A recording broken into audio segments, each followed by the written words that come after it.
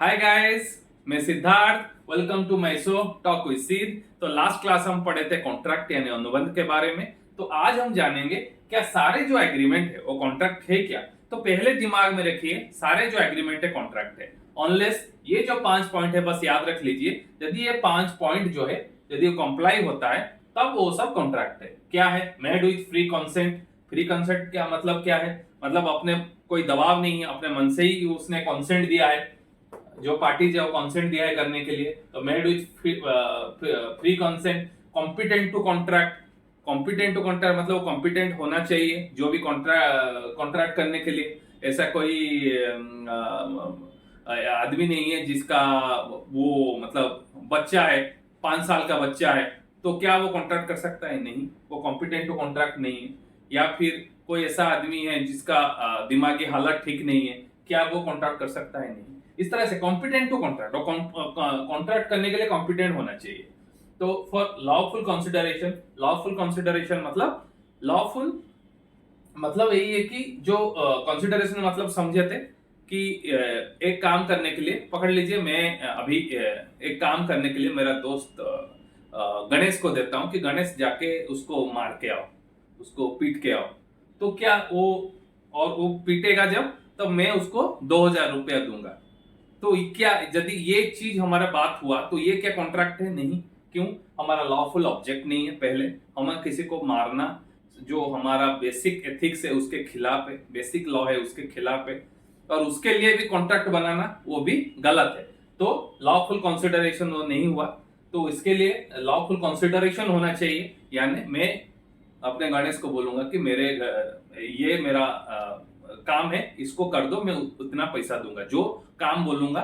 यानी मेरा घर पेंट हो जाएगा, या फिर मेरे घर में कोई शादी का ये है तो उसमें उनको कैटरिंग करना है, तो उसको कैटरिंग के लिए मैं उसको दे रहा हूं। तो लॉफुल ऑब्जेक्ट है, लॉफुल कंसिडरेशन, तो वो होना चाहिए। तो ये एग्जाम्पल अपने दिमाग में आप छोटा मोटा एग्जाम्पल दीजिए तो आप समझ पे आ जाएंगे। लॉफुल कंसिडरेशन, लॉफुल ऑब्जेक्ट होना चाहिए। एंड यदि वो एक्सप्रेसली भॉइड नहीं होना चाहिए, वो जो भी एग्रीमेंट है वो भॉइड नहीं होना चाहिए। तभी जाके यदि ये पांचों कंडीशन फुलफिल होता है तब वो कॉन्ट्रैक्ट है। यानी क्या क्या पांच पांच कंडीशन फिर से हम पढ़ लेते हैं। मेड विथ फ्री कॉन्सेप्ट, दोनों पार्टी जो है वो फ्री कॉन्सेप्ट अपने मन से किए हैं, कोई दबाव नहीं है, free concept. Competent to contract, वो कॉम्पिटेंट है कॉन्ट्रैक्ट करने के लिए। लॉफुल कंसिडरेशन, जो भी कंसिडरेशन होगा वो लॉफुल होना चाहिए।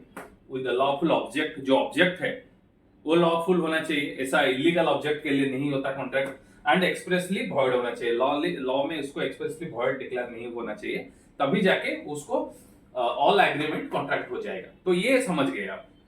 अभी सेकंड पार्ट में जानेंगे, who are competent to contract. तो अभी ये दिमाग में है कौन कॉन्ट्रैक्ट कर सकता है।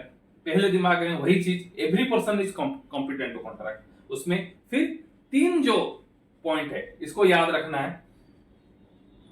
Who is the age of majority, जो मेजोरिटी एक्ट में दिया है, जो एज हमारा इंडियन मेजोरिटी एक्ट में कि कौन सा एज में आप मेजोरिटी होते हैं। तो यदि मेजोरिटी हो गए एज ऑफ, तो वो कॉन्ट्रैक्ट कर सकता है। हु इज साउंड माइंड, जो साउंड माइंड हो कॉन्ट्रैक्ट करने के लिए, अनसाउंड माइंड वाले नहीं कर सकते हैं। And disqualified by law, law में यदि किसी को डिस्क्वालिफाइड किया है वो कॉन्ट्रैक्ट नहीं कर सकते हैं। ये तीनों चीज हम ऊपर में अप्लाई करेंगे अभी। कैसे? एज ऑफ मेजोरिटी, यदि age of competent to contract में age of majority. Who is a sound mind, sound mind मतलब competent to contract. Competent contract में हम पढ़े थे हम, यदि अनसाउंड माइंड होगा तो नहीं होगा, जो है वो साउंड माइंड होना चाहिए। And disqualified by law, law में यदि किसी कहीं पे लिखा है कि ये आदमी नहीं कर सकता है, इस तरीके के आदमी नहीं कर सकते, तो वो कॉन्ट्रैक्ट नहीं कर सकते। तो इस तरह से हम तीनों चीज याद रखें, who is the age of majority, who is a sound mind and not disqualified by law. तो ये लोग जो है कॉम्पिटेंट टू कॉन्ट्रैक्ट है। तो आज हम पढ़े whether all agreements are contract and who are competent to contract. ये चीज थोड़ा याद रख लीजिए, छोटा चीज है। और मैंने जो वीडियो है उसको अभी चेंज किया है लोकेशन, तो होप कि साउंड अभी थोड़ा सा बदला होगा।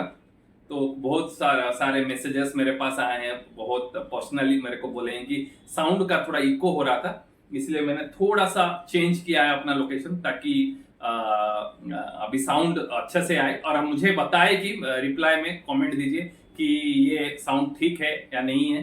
तो मेरा वीडियो को शेयर कीजिए, मेरा पेज लाइक कीजिए, and see you, bye bye, take care, मिलेंगे अगले क्लास में। Thank you.